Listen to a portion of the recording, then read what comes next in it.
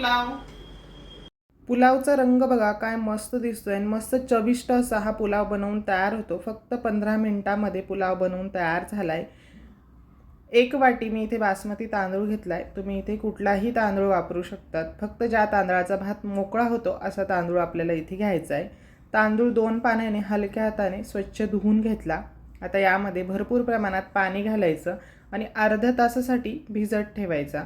तांदूळ भिजतोय तोवर आता एक मीडियम साईजचा कांदा उभा पातळ चिरून घेतला आणि 4 मोठ्या आकाराची टोमॅटो सुद्धा मी इथे बारीक चिरून घेतली आहेत।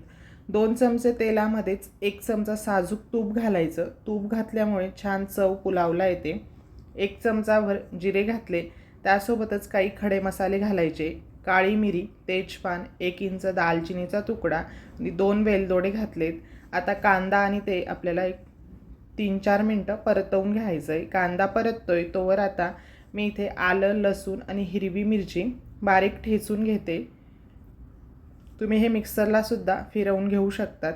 आता कांद्यासोबतच हे सुद्धा आपल्याला 1 ते 1.5 मिनटं छान परतवून घ्यायचं आहे।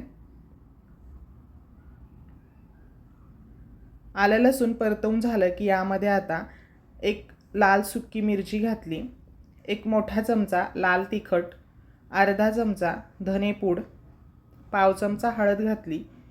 आता हे मसाले छान परतवून घ्यायचे। मिनिटभर व्यवस्थित मसाले परतवून झाले की त्यानंतर यामध्ये टोमॅटो घालायचा। टोमॅटो घातला की त्यावर 1 चमचाभर मीठ घालायचे। मीठ घातल्यामुळे टोमॅटोला छान पाणी सुटेल। टोमॅटोचं पाणी आणि सोबतच मीठ घातल्यामुळे अजून त्याला पाणी सुटेल आणि हा टोमॅटो व्यवस्थित शिजला जाईल।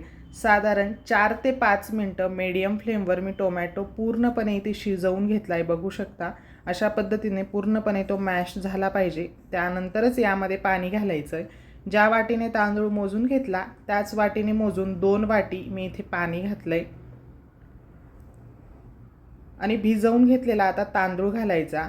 छान मिश्रणाला उकळी आली की त्यानंतरच तांदूळ घालायचा। तांदळातले पाणी पूर्णपणे निथळून त्यामध्ये तांदूळ घातला आहे। सर्वात शेवटी मस्त हिरवीगार अशी कोथिंबीर घालायची आणि आता अर्धा चमचा मी इथे गरम मसाला घातला आहे किंवा तुमच्याजवळ बिर्याणी मसाला असेल तर तो तुम्ही इथे घालू शकतात।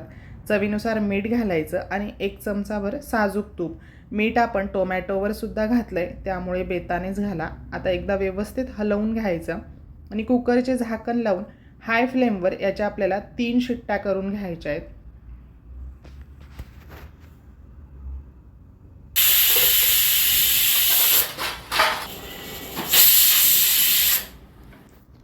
तर कुकर पूर्णपणे थंड झाला आहे। त्याची वाफ पूर्णपणे निघाल्यानंतरच झाकण उघडून घ्यायचे आणि बघू शकता मस्तच असा आपला हा टोमॅटो पुलाव इथे तयार झाला आहे।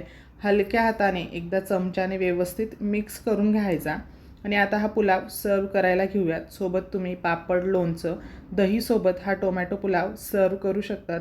खूप छान होतो। रेसिपी आवडली असेल तर व्हिडिओला जास्तीत जास्त शेअर करा। अशाच सोप्या रेसिपीज पाहण्यासाठी फॅमिली रेसिपीजला सबस्क्राईब करा। पुन्हा भेटूया अशाच एका मस्त आणि साध्या सोप्या रेसिपीसोबत। तोपर्यंत धन्यवाद।